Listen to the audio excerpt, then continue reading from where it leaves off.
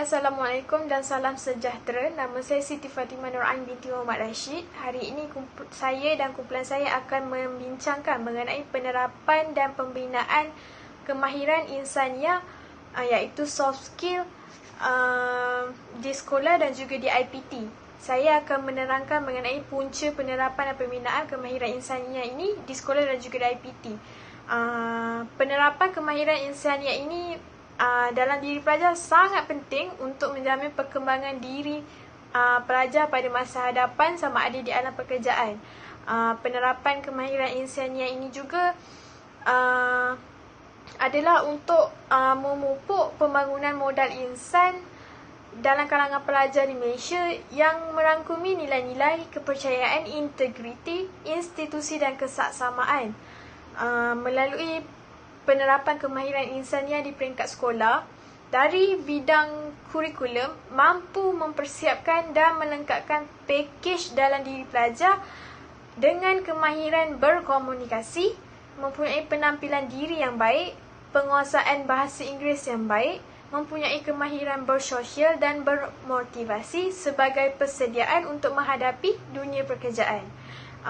Namun begitu, tidak terdapat senarai kemahiran khusus bagi kemahiran insaniah, tetapi kebanyakan berkait dengan kemahiran dalam bidang kokurikulum seperti kerjasama berpasukan, berkepimpinan, komunikasi dan pembelajaran berterusan. Kemahiran ini penting supaya pelajar yang dihasilkan dapat menjadi tenaga kerja yang dapat memberi sumbangan yang produktif kepada organisasi mereka, yang akan memberi impak yang positif kepada organisasi. Kesimpulannya, kemahiran insaniah adalah menjadi keperluan bagi pelajar dan juga kurikulum serta kokurikulum adalah satu platform serta mempunyai pertalian yang rapat dalam membentuk kemahiran insaniah dalam diri pelajar sama ada di sekolah dan juga di IPT. Assalamualaikum warahmatullahi wabarakatuh. Nama saya Raja Nur Syamimi binti Raja San alias Raja San. Nombor matrik saya C19A0712. Saya akan membentangkan apakah penyelesaian yang boleh dicadangkan bagi masalah yang dikaji. Penerapan dan pembinaan kemahiran insaniah soft skill bagi peringkat sekolah ialah: yang pertama, dengan mengadakan kemahiran kepimpinan melalui kokurikulum. Aktiviti kokurikulum mampu menyediakan pelbagai peluang dan inisiatif kepada pelajar untuk menambah, menilai dan mengamalkan kemahiran serta pengetahuan dan juga nilai-nilai yang telah dipelajari di dalam sesi PMP yang berlangsung di dalam bilik darjah. Yang kedua ialah dengan mengadakan seminar. Guru di sekolah mesti memainkan peranan penting kepada murid dengan menganjurkan satu seminar untuk meningkatkan kemahiran insaniah kepada pelajar sekolah. Dan yang ketiga ialah dengan mengadakan kemahiran berkomunikasi dan kepimpinan.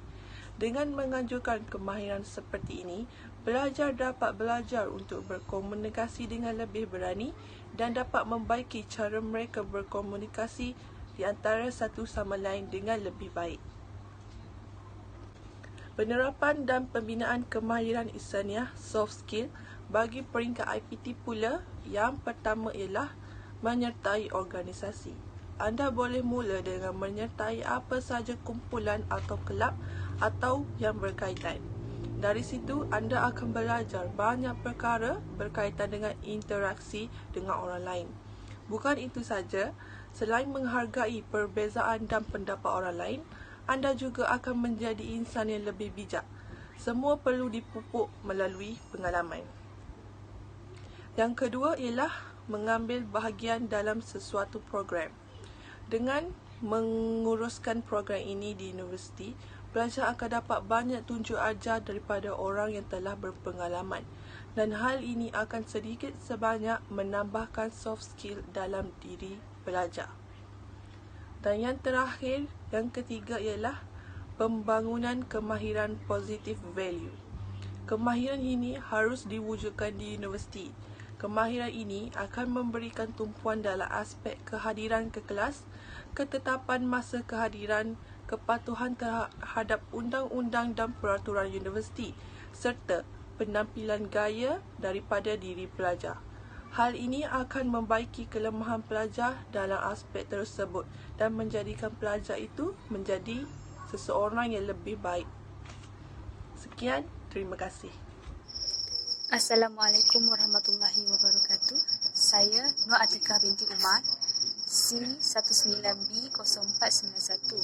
Saya akan membentangkan tentang bagaimanakah kamu mendapat ilmu untuk menghasilkan cadangan penyelesaian tersebut. 1.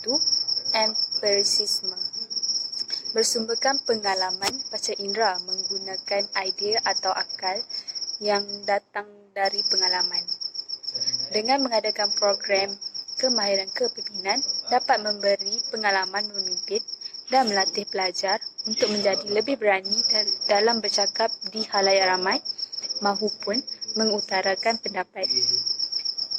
Selain itu, pelajar dapat pengalaman memimpin dan menyertai program tersebut dan dapat memupuk semangat kerjasama antara pelajar. Yang kedua, skeptisisme. Bersumberkan panca indera menggunakan kaedah pemerhatian didaktif, iaitu membuat pemerhatian dan dapat membuat kesimpulan. Gaya hidup zaman serba canggih ini, kita lebih cenderung menggunakan teknologi. Begitu juga pelajar. Mereka lebih banyak menghabiskan masa mereka dengan telefon pintar mereka, sama ada bermain game atau melayari internet. Hal ini menyebabkan mereka kurang berinteraksi dengan masyarakat sekeliling. Oleh yang demikian, kemahiran komunikasi dalam kalangan pelajar adalah amat membimbangkan. Oleh itu, untuk ini, saya menggunakan beberapa soal sidik tentang ketagihan pelajar terhadap gadget elektronik untuk memantau ketagihan pelajar terhadap gadget elektronik. Pemantauan juga boleh dilakukan untuk memantau kesediaan pelajar dalam kemahiran insaniah. Terima kasih. Assalamualaikum warahmatullahi wabarakatuh. Nama saya Siti Nurul Izzah binti Muajir dan hari ini saya akan membentangkan tentang apakah sumber pemerolehan ilmu yang digunakan untuk mencapai penyelesaian bagi isu yang dikaji. Sumber pemerolehan ilmu yang saya gunakan ialah panca indera. Panca indera ialah semua pengetahuan yang diperolehi manusia melalui kelima-lima panca inderanya, iaitu mata, hidung, perasaan, telinga dan juga lidah. Pengetahuan ini bergantung kepada pengalaman dan pengamatan. Gejala-gejala alamiah yang bersifat konkret dan mempunyai ciri-ciri tertentu, tetapi ianya masih dapat dinyatakan melalui tangkapan panca indera manusia. Sebagai contoh, pihak sekolah dan IPT perlu memberi latihan sama ada dari segi fizikal ataupun mental kepada para pendidik. Hal ini untuk meningkatkan kemahiran insaniah ataupun soft skill dalam diri mereka. Ini kerana para pendidik akan menjadi contoh teladan dan mereka mampu untuk menerapkan dan membina kemahiran insaniah dalam diri pelajar. Seterusnya, sumber pemerolehan ilmu kedua yang saya gunakan ialah akal. Tidak dapat disangka lagi bahawa akal merupakan antara sumber pengetahuan. Dengan akal juga manusia dapat membuat pertimbangan antara perkara yang baik dan juga perkara yang buruk. Kelompok atau golongan yang mengagung-agungkan penggunaan akal ini digelar sebagai rasionalisme. Bagi golongan ini, hanya dengan mengetahui prinsip melalui pemikiran rasional, kita dapat mengetahui dan memahami kejadian-kejadian yang berlaku dalam persekitaran kita. Sebagai contoh, saya berpendapat agar pihak sekolah dan IPT perlu bekerjasama dengan para pelajar untuk menyediakan dan memaparkan kata-kata positif di kawasan yang menjadi laluan utama para pelajar supaya mereka akan sentiasa mendapat motivasi. Itu sahaja daripada saya. Sekian, terima kasih. Assalamualaikum warahmatullahi wabarakatuh. Nama saya Muhammad Azwan Azri bin Muhammad Azwan. Nombor kad matrik saya C19A0330. Pada hari ini saya mewakili kumpulan saya akan membentangkan kaedah deduktif, iaitu penalaran dari kesimpulan atau rumusan di mana kita menguji keberkesanan pemberian data yang dikumpul melalui fakta kajian yang dijalankan sebanyak 2 kali bagi membawa kepada kesimpulan ataupun keputusan kajian tersebut. Contohnya, para pelajar menjadikan sekolah sebagai tempat utama untuk mendapatkan ilmu. Manakala fakta yang kedua pula adalah tenaga pengajar merupakan rujukan atau sumber inspirasi kepada para pelajar untuk mendapatkan ilmu. Jadi rumusannya adalah para pelajar pergi ke sekolah bagi mendapatkan ilmu atas rujukan daripada guru-guru. Contoh yang seterusnya adalah mengadakan bengkel kemahiran untuk mengasah bakat mereka. Bagi fakta yang kedua pula adalah mengadakan ujian ataupun kuis selepas bengkel itu dijalankan. Okey. Untuk kesimpulan ataupun keputusannya adalah berdasarkan keputusan kuis ataupun ujian yang telah dijalankan itu. Untuk maklumat semua, kaedah deduktif ini dijalankan beberapa kali dan hasil tersebut tidak akan sama. Oleh itu, kami telah menggunakan kaedah deduktif bagi mendapatkan keputusan mengenai isu yang kami kaji ini. Assalamualaikum warahmatullahi wabarakatuh. Nama saya Nur Emilia binti Razan, C19A048. Hari ini saya akan menghurai justifikasi dan rasional kemahiran insaniah yang diterapkan di sekolah dan IPT. Pertama, kemahiran insaniah ini perlu bagi usaha menjadikan pelajar dan graduan mempunyai kemahiran yang pelbagai. Kemahiran komunikasi penting kerana kemahiran interpersonal dan intrapersonal akan meningkatkan kualiti pelajar dan graduan.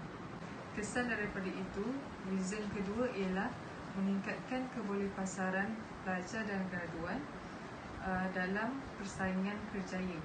Kemahiran insaniah seperti teamwork dan kepimpinan akan menyesuaikan diri mereka dengan cabaran kerjaya. Seterusnya, kemahiran dan kelulusan bukan penentu kecemerlangan kerja, tetapi perlu seimbang dengan kemahiran insaniah bagi melahirkan pekerja serba boleh. Selain itu, justifikasi ketiga ialah kemahiran insaniah sebagai inisiatif pengurangan pengangguran di dalam kalangan siswazah pada masa kini yang membimbangkan. Kemahiran berfikir secara kreatif dan penyelesaian masalah akan melahirkan pelajar dan graduan yang kreatif dan inovatif dalam kerjayanya.